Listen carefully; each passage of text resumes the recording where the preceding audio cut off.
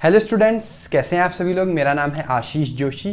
कल से हमारी तीसरी यूनिट स्टार्ट हो गई है। पहली हमने टॉपिक जो पहला पढ़ा था वो पढ़ा था गैस्ट्रोइंटेस्टाइनल एजेंट्स। उसमें हमने पढ़ा था कल एसिडिफायर्स। ठीक है, आज हम बात करेंगे अगले गैस्ट्रोइंटेस्टाइनल एजेंट की, जिसका नाम है एंटासिड्स। अब देखिए एंटासिड्स। ठीक है, एंटासिड्स क्या होते हैं।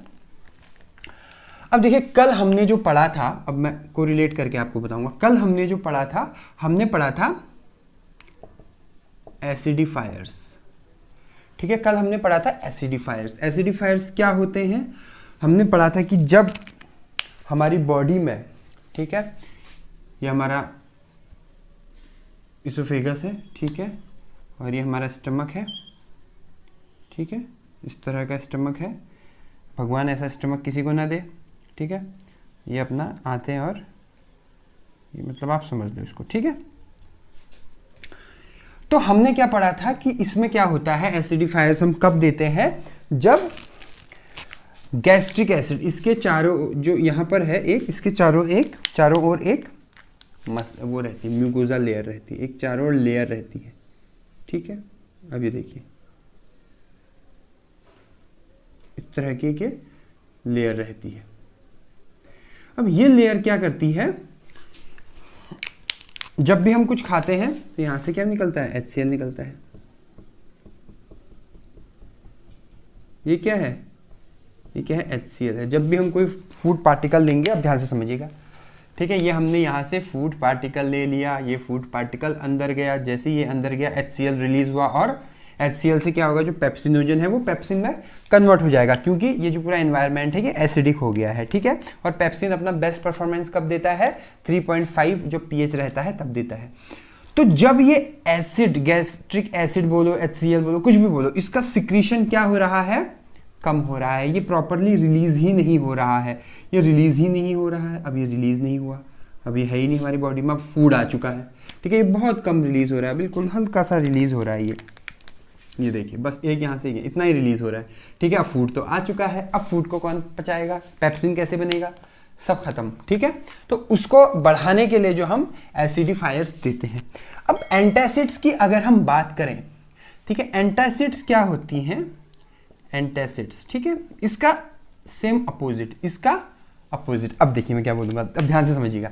इसमें क्या है, देखो एसिडिफायर के केस में क्या हो रहा था, HCl था, कम था। एंटासिड के केस में, एंटासिड हम तब देते हैं जब इसका गैस्ट्रिक एसिड का सिक्रीशन बहुत ज्यादा हो जाता है। अब देखिए बहुत ज्यादा, हर जगह पूरा गैस्ट्रिक एसिड इंक्रीज हो जाता है, मतलब बहुत ज्यादा हाइपर अमाउंट में HCl इसमें सिक्रीट होने लग जाता है।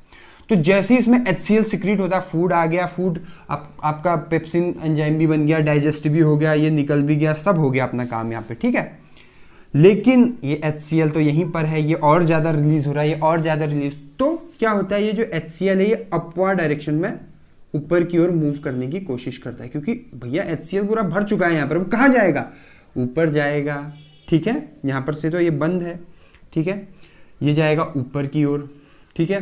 ऊपर की ओर जाके यहाँ पर, अब यहाँ तो कोई लेयर नहीं है, म्यूकोजा लेयर नहीं है, यहाँ पर तो कोई म्यूकोजा लेयर नहीं है, तो क्या होगा, ये यहाँ पर जलन सी कॉज करेगा। आपने देखा होगा जब एसिडिटी हो जाती है, अब देखिए मैं क्या बोलूँगा, जब एसिडिटी हो जाती है तो यहाँ पर पूरा जल सा जाता है, अजीब सा हो जाता है, ठीक है, जलन हो जाती है और खट्टी डकारें आनी शुरू हो जाती हैं, ठीक है। आप कुछ भी खाते हो आपको अजीब सी खट्टी सी डकारें आने लग जाती हैं। तो ये जो कंडीशन है, ये एसिड जो रिफ्लक्स जिसे हम बोलते हैं, ये जो कंडीशन, ये इसको खत्म करने के लिए हम जो है एंटासिड देते हैं। दूसरा, एक तो ये कंडीशन होगी, दूसरा क्या होता है, कभी कभी अभी एसिड बहुत ज़्यादा रिलीज हो रहा है, बहुत ज़्यादा प्रॉब्लम क्रिएट कर रहा है, तो कभी कभी क्या होता है, जो इसके वॉल है, ये जो म्यूकोजा लेयर है, ये रप्चर होने लग जाती है, ये क्या होने लग जाती है, डिजॉल्व, ये खत्म होने लग जाती है। अब जैसे यहाँ से ये रप्चर हो गया, तो अब क्या होगा, ये यहाँ तो HCl है, अब ये HCl यहाँ चले जाएगा। अब देखिए मैंने क्या बोल दिया, HCl यहाँ चले गए, और HCl क्या कर देगा यहाँ,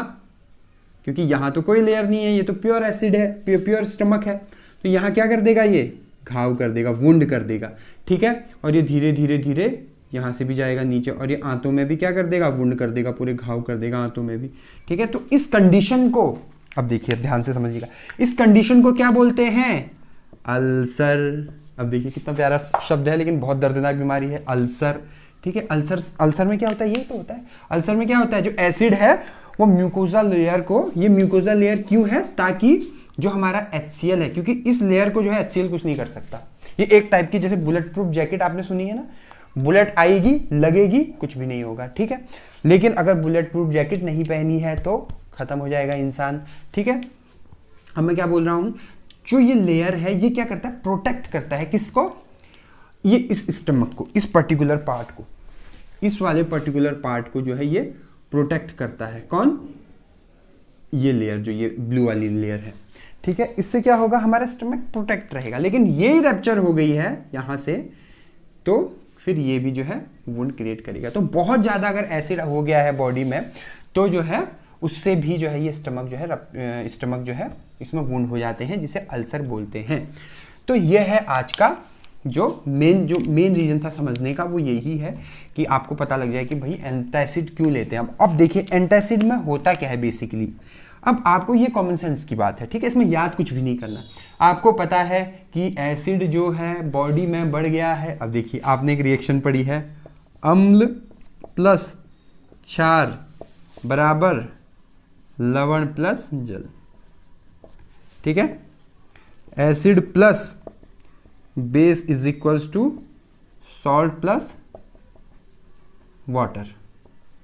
ठीक है, तो अब ये एसिड क्या है, ये बढ़ चुका है, तो जो एंटासिड होंगे वो क्या होगा, बाय नेचर का बेसिक होगा। अब देखिए मैंने कैसे बताया, क्यों, क्योंकि अगर एसिड, एंटासिड भी एसिड ही है, एंटासिड मतलब एसिड का अपोजिट। ठीक है, एंटाई एसिड, जो एसिड को कम करते हैं। ठीक है, एसिड को कम करते हैं। और एसिडिफायर्स क्या होते हैं, जो एसिड को फायर कर देते हैं, मतलब बढ़ा देते हैं। ठीक है, ये डिफरेंस है, देखो नामों में ही सब कुछ, शब्द में ही सब कुछ छुपा हुआ है।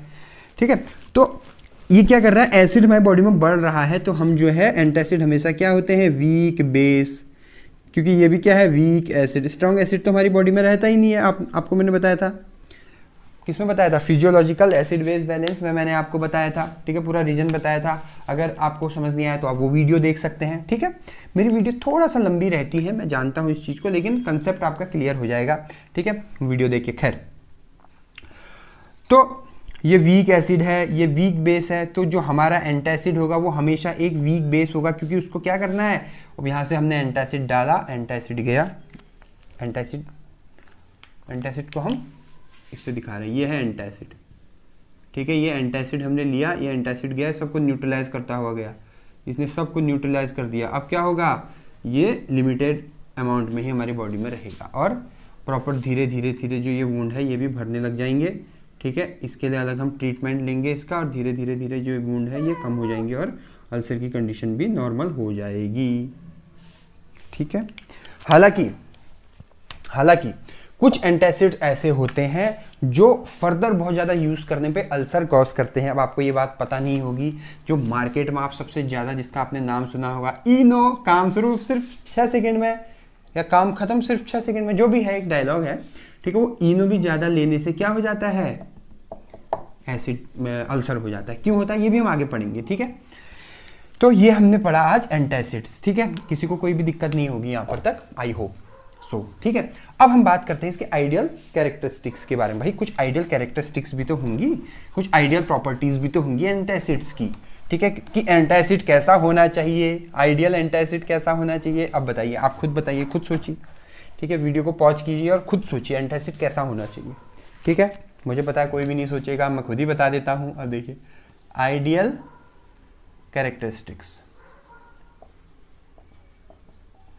ठीक है, आइडियल कैरेक्टरिस्टिक्स की अगर हम बात करें तो इसमें सबसे पहली कंडीशन तो ये होगी कि जो हमारा एंटासिड है वो वाटर इनसॉल्युबल होना चाहिए।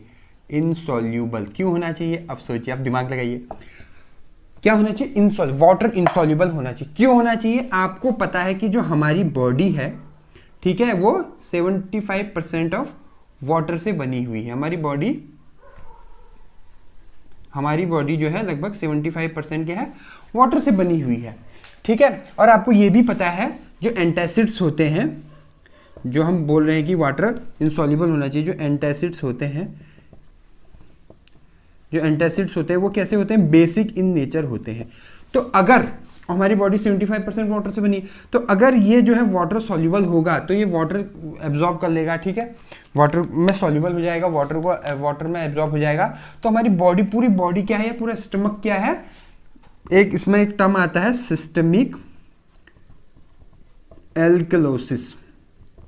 जैसे एसिडोसिस होता है ना, एल्कलोसिस मतलब बहुत ज़्यादा एल्कलाइन हो जाएगा हमारा पूरा, जो हमारी जो पूरी बॉडी है। अब बहुत ज़्यादा एल्कलाइन होने के दो नुकसान हैं। पहला नुकसान है जो फिजियोलॉजिकल जो एसिड बेस जो बैलेंस है, एसिड बेस बैलेंस जो है वो पूरी तरीके से डिस्टर्ब हो जाएगा, ख़त्म हो जाएगा, ठीक है। दूसरा डाइजेशन, जो डाइजेशन की प्रॉब्लम है वो ख़त्म हो जाएगी, मतलब वो बढ़ जाएगी, डाइजेशन हो ही नहीं पाएगा। देखिए क्यों नहीं हो पाएगा, क्योंकि एल्कलाइन का पीएच तो 7 से ज़्यादा होता है। अब 7 से ज़्यादा इसका पीएच हुआ, ठीक है, तो क्या होगा, मोर देन 7, ठीक है।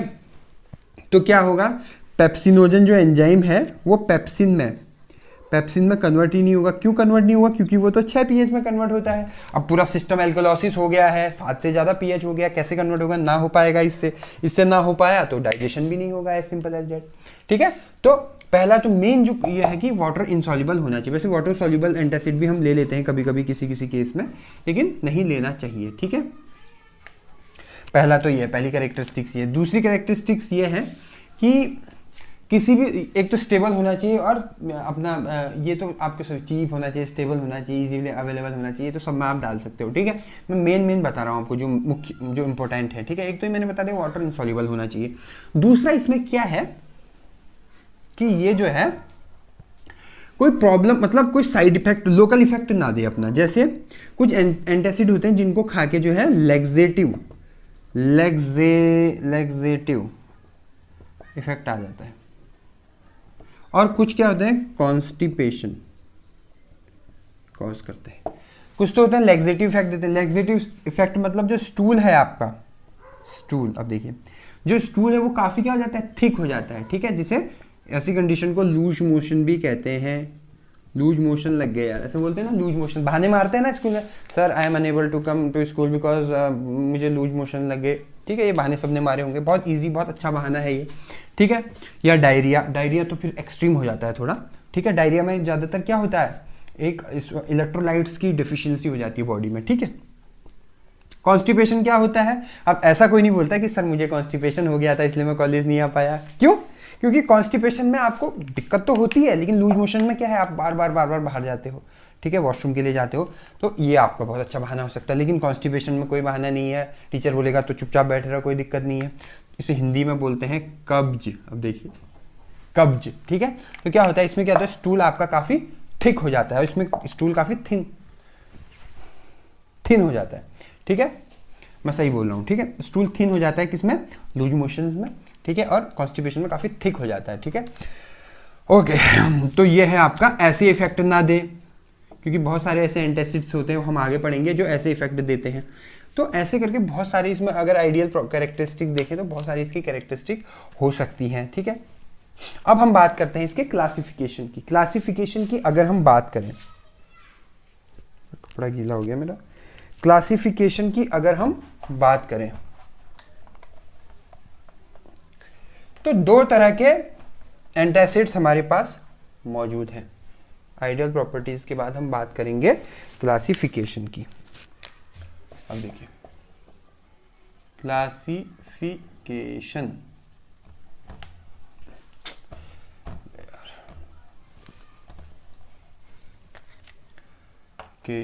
ठीक है, क्लासिफिकेशन, ठीक है। अगर हम क्लासिफिकेशन की बात करें तो ये जो है दो टाइप के होते हैं, सिस्टेमिक क्लासिफिकेशन और non systemic classification.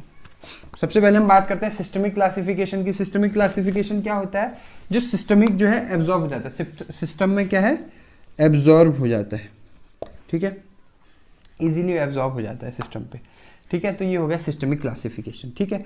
Non systemic क्या है, जो इजीली एब्जॉर्ब नहीं होता, पुअरली एब्जॉर्ब होता है। एब्जॉर्ब तो होगा ही, तभी तो हम दे रहे हैं, लेकिन पुअरली एब्जॉर्ब होता है ये, ठीक है, पुअरली एब्जॉर्ब होता है। और बाकी इसमें और क्या पढ़ते हैं आप, ये जो है पेप्टिक अल्सर, अब ये ध्यान से समझना, पेप्टिक अल्सर जो इनो का एग्जांपल, इनो भी है एक सिस्टमिक का ही एग्जांपल है इनो भी, ठीक है। सॉल्युबिलिटी, हाई सॉल्युबिलिटी होती है इसकी, एब्जॉर्ब हो जाता है तो सॉल्युबिलिटी ज़्यादा होगी इसकी, पुअरली सॉल्युबल होता है ये। तो ये पेप्टिक एसिड नहीं, पेप्टिक अल्सर, पेप्टिक अल्सर के केस में से हम नहीं देते हैं। क्यों नहीं देते हैं, अब रीजन देखिए। आपने ध्यान दिया होगा जब भी आप गिलास में इनो डालते हो तो क्या हो जाता है, एक इफरवेसेंस था। अब देखिए मैं क्या लिखूंगा, फिर से मैं लिखूंगा बुदबुदाहट, ठीक है। तो क्या हो जाता है, बुदबुदाहट होने लग जाती है। क्या हो जाता है, आपने देखा होगा जो ऊपर से ऐसे इसमें झाग झाग सा बनने लग जाता है वाइट कलर का, वो क्या है, वो CO2 है, कार्बन डाइऑक्साइड है। तो जब हम इनो खाते हैं, इनो पीते हैं, सॉरी इनो को कैसे खाएगा आदमी, इनो पीते हैं, वो यहाँ जाके स्टमक में जाके वो वहाँ भी बुदबुदाहट करता है, ठीक है, इफरवेसेंस बनाता है, तो CO2 रिलीज करता है। जब CO2 ज़्यादा हो जाता है तो ये CO2 क्या है, इसको रप्चर करने में इसका बहुत बड़ा योगदान रहता है। तो जैसे ही इसको रप्चर कर देता है, और जहाँ एसिड है, यहाँ तो एसिड है सब जगह, तो एसिड जो है यहाँ जाके वुंड क्रिएट करता है। तो इसीलिए जो है हमें ऐसा कोई कंपाउंड नहीं देना है जो CO2 को बढ़ाए, क्योंकि CO2 की प्रॉपर्टी क्या होती है, वो इस लेयर को, जो म्यूकोजा लेयर है, इसको डिसॉल्व कर देता है, घोल देता है अपने आप में, ठीक है, डिसॉल्व कर देता है। तो इसीलिए जो है CO2 इसमें हमें पेप्टिक अल्सर के केस में से नहीं देना है, किसे, सिस्टमिक एंटासिड्स को, ठीक है। अब नॉन सिस्टमिक एंटासिड की बात करें तो उसके अपने अपने वो हैं। नॉन सिस्टमिक अगर एंटासिड की बात करें तो बेसिकली बहुत टाइप के होते हैं, हम कुछ बात करेंगे, जैसे एल्यूमिनियम,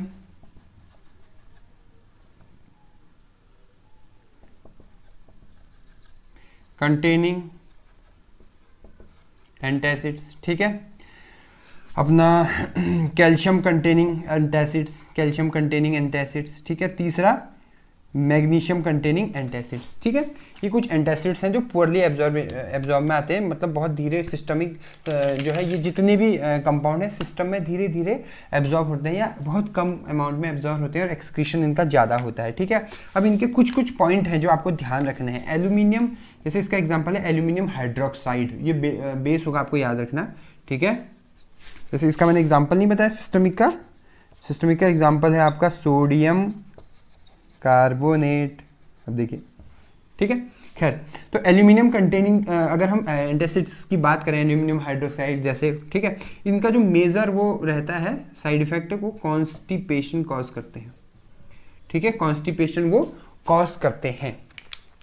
अगर हम कैल्शियम कंटेनिंग, तो कैल्शियम कंटेनिंग होते अच्छे हैं, ये बढ़िया होते हैं, इनमें से सबसे अच्छे है कैल्शियम कंटेनिंग। लेकिन अगर हम इसका लॉन्ग टर्म यूज कर रहे हैं तो एक एसिड रिबाउंड, ये बहुत खतरनाक चीज है, आप ध्यान से समझिएगा। एसिड रिबाउंड की कंडीशन पैदा हो जाती है। एसिड रिबाउंड क्या है, हमारी बॉडी में एक रिवर्स मैकेनिज्म होता है, रिवर्स मैकेनिज्म एक्टिव हो जाता है बॉडी का।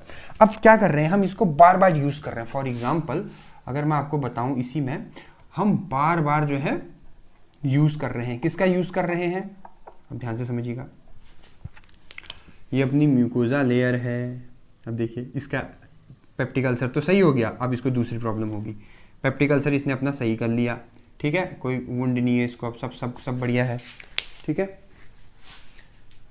ये देखिए, ठीक है। अब इसने क्या किया, ये जैसे ही कुछ भी खाए, इसको प्रॉपर, इसका सब सही चल रहा है, लेकिन इसको थोड़ी सी एसिडिटी हो जाए तो ये इनो जो बोल रहा हूँ, ये क्या बोलते हैं, एल्यूमिनियम कैल्शियम हाइड्रोक्साइड ले ले, या कुछ कैल्शियम जो है कंटेनिंग जो है एंटासिड्स ले लेता है, ठीक है। जैसे ही इसने फूड लिया, ठीक है, ये ब्लैक वाला फूड था ना हमारा, ये फूड इसने लिया, फूड गया, फूड पच रहा अपना बढ़िया सही चल रहा है, इसने थोड़ा सा इसको एसिडिटी हुई, इसने जो है एंटासिड ले लिया। अब देखिए कितना बेवकूफ़ है, इसने एंटासिड ले लिया, ठीक है, सब न्यूट्रलाइज हो गया, सही हो गया, ठीक है, क्योंकि न्यूट्रलाइज करता है एंटासिड एसिड को।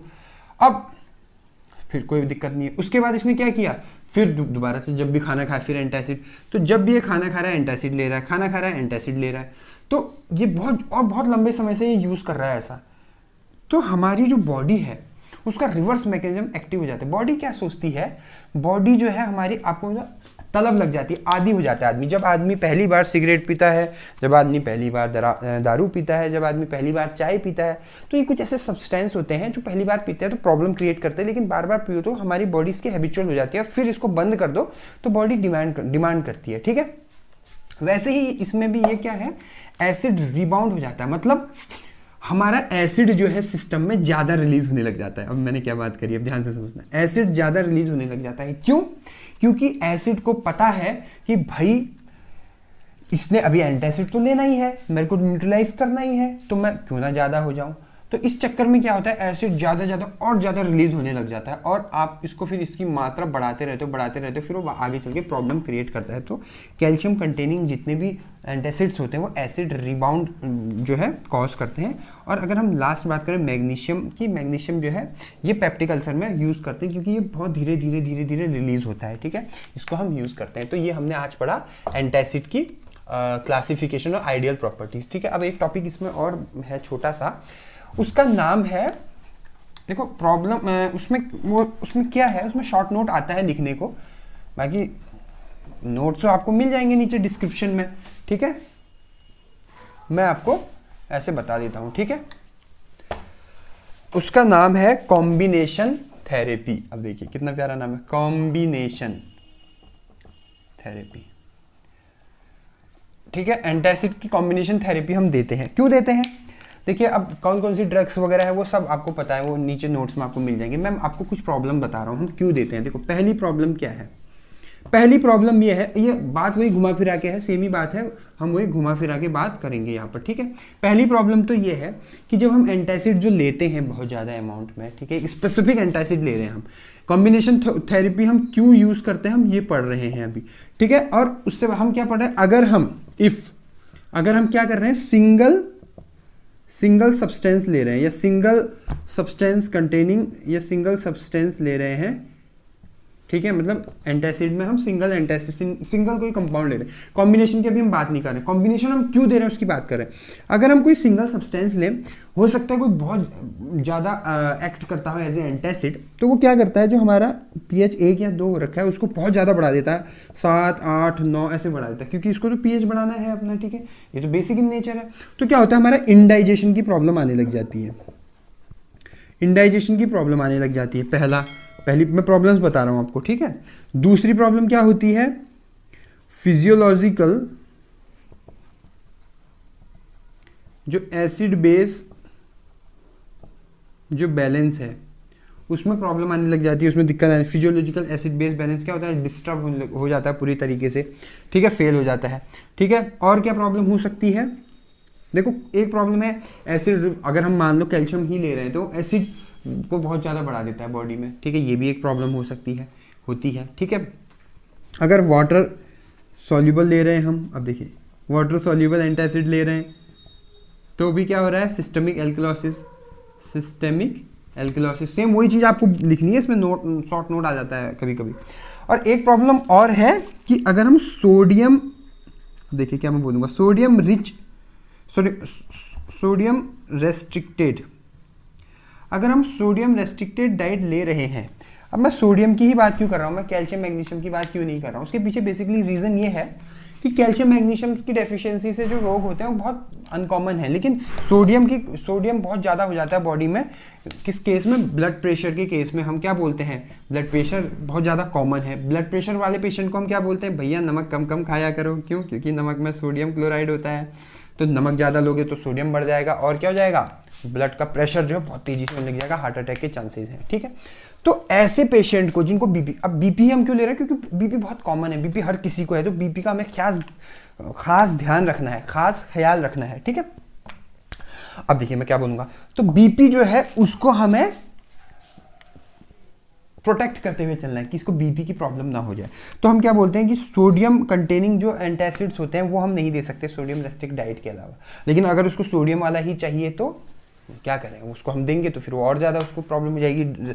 सोडियम रेस्ट्रिक्टेड डाइट का तो कोई मतलब ही नहीं हुआ उसमें, तो वो उसका बीपी तो एसिडिटी तो खत्म हो जाएगी, लेकिन ब्लड प्रेशर उसका बढ़ जाएगा, ठीक है, which is more dangerous than acidity ना। खैर, तो ये कुछ ऐसी प्रॉब्लम्स हैं, ठीक है। या कभी कभी क्या होता है, लैक्सेटिव इफेक्ट दे देता है, या आपका कॉन्स्टिपेशन कॉज कर देता है, वो भी प्रॉब्लमेटिक है।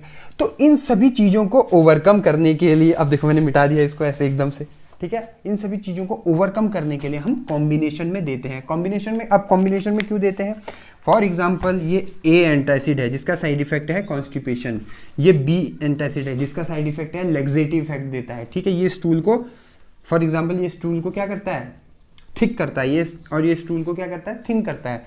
तो ये दोनों हमने मिक्स कर दिए, तो जो सी कंपाउंड बनेगा उसमें इसकी भी प्रॉपर्टी होगी, इसकी भी प्रॉपर्टी होगी, तो दोनों आपस में टैकल हो जाएगा। अब देखिए दोनों आपस में क्या हो जाएगा, टैकल आउट हो जाएगी चीज़ें, ठीक है। तो इसलिए जो है हम क्या करते हैं, कॉम्बिनेशन में थेरेपी देते हैं, कॉम्बिनेशन में जो है एंटासिड हम यूज़ करते हैं। बस इतनी सी बात है इसमें, और कुछ भी नहीं है।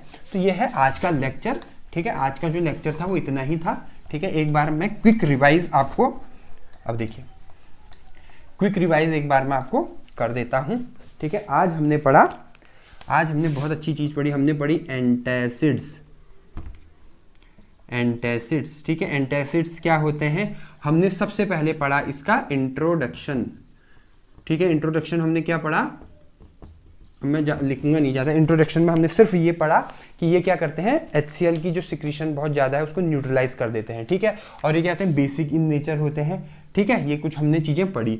उसके बाद हमने इसकी पढ़ी आइडियल कैरेक्टरिस्टिक्स, ठीक है। आइडियल कैरेक्टरिस्टिक्स में अभी हमने बहुत चीज़ें पढ़ी। पहला तो क्या है, क्या होनी चाहिए, ये वाटर में इनसॉल्युबल होनी चाहिए। क्यों, वाटर में सॉल्युबल होगी तो सिस्टमिक एल्कलोसिस क्रिएट कर देगी, ठीक है। तो वाटर में जो है इनसॉल्युबल होनी चाहिए, लैक्सेटिव इफेक्ट देने वाली नहीं होनी चाहिए, या कॉन्स्टिपेशन कॉज करने वाली नहीं होनी चाहिए, ठीक है। ऐसे करके हमने कुछ चीज़ें इसमें पढ़ी, ठीक है। अब हमने तीसरा क्या पढ़ा, उसके बाद हमने फिर पढ़ा इसके टाइप्स, क्लासिफिकेशन, क्लासिफिकेशन। अब देखिए क्लासिफिकेशन में हमने क्या पढ़ा, दो टाइप के होते हैं, सिस्टेमिक और नॉन सिस्टेमिक, ठीक है। सिस्टेमिक में हमने क्या पढ़ा, ये क्या होते हैं, सिस्टम मतलब सिस्टमिकली जो है एब्जॉर्ब होते हैं और ये एब्जॉर्ब नहीं होते हैं। इसका साइड इफेक्ट क्या होता है, ये जो है बहुत ज़्यादा CO2 रिलीज कर देते हैं, इसलिए इनको जो है हम अल्सर के केस में नहीं देते हैं, पेप्टिक अल्सर के केस में हम इसको नहीं देते हैं। ये क्या होता है, इसमें भी हमने बेसिकली तीन जो सबसे ज़्यादा पढ़ी। पहला हमने पढ़ा, क्या पढ़ा हमने, दूसरा तो मुझे याद है कैल्शियम, ठीक है, एल्यूमिनियम पढ़ा, हाँ एल्यूमिनियम, ठीक है, कैल्शियम और मैग्नीशियम, ठीक है। हमने तीन चीज़ें पढ़ी इसमें, ठीक है। एल्यूमिनियम का क्या था, इसका कॉन्स्टिपेशन कॉज कर देता है ये, और ये क्या करता है, एसिड कॉन्स्टिपेशन, ठीक है, एसिड रिबाउंड। अब देखिए, और तीसरा ये क्या करता है, ये पेप्टिक अल्सर के ट्रीटमेंट के लिए यूज होता है, treatment of peptic ulcer, treatment के लिए नहीं, मतलब पेप्टिक अल्सर के पेशेंट को भी आप दे सकते हो, कहने का मतलब ये है, ठीक है। और चौथा हमने पढ़ा, इंपॉर्टेंट है, चौथा हमने पढ़ा कॉम्बिनेशन थेरेपी, ठीक है। कॉम्बिनेशन थेरेपी में हमने क्या कुछ प्रॉब्लम हमने आइडेंटिफाई करी कि इनसे क्या क्या प्रॉब्लम हो सकती है, ठीक है। जैसे सिस्टमिक एल्कलोसिस है, एसिड रिबाउंड है, ये इन्हीं में से हमने उठाई है चीज़ें, ठीक है। कॉमन सेंस की बात है, ठीक है। उसमें हम क्या करते हैं, इनको कॉम्बाइन में देते हैं ताकि दोनों की जो प्रॉब्लम है पर्टिकुलरली वो आपस में टैकल हो जाए, शॉर्ट आउट हो जाए, ठीक है। तो ये हमने आज पढ़ा, ठीक है। ये थी आज की वीडियो। अगर आपको मेरी ये वीडियो पसंद आई तो मेरे चैनल को सब्सक्राइब कीजिएगा, बेल आइकन पे क्लिक कीजिएगा, ठीक है, और मेरी वीडियो को शेयर कीजिएगा। और अगर आपको कुछ क्वेश्चंस हैं या कुछ पूछना है या कुछ बोलना है तो नीचे कमेंट बॉक्स में कमेंट कर दीजिएगा, मैं आपके हर कमेंट को पढ़ता हूँ, ठीक है। आपने मुझे इतना वक्त दिया उसके लिए बहुत बहुत धन्यवाद। Thank you so much.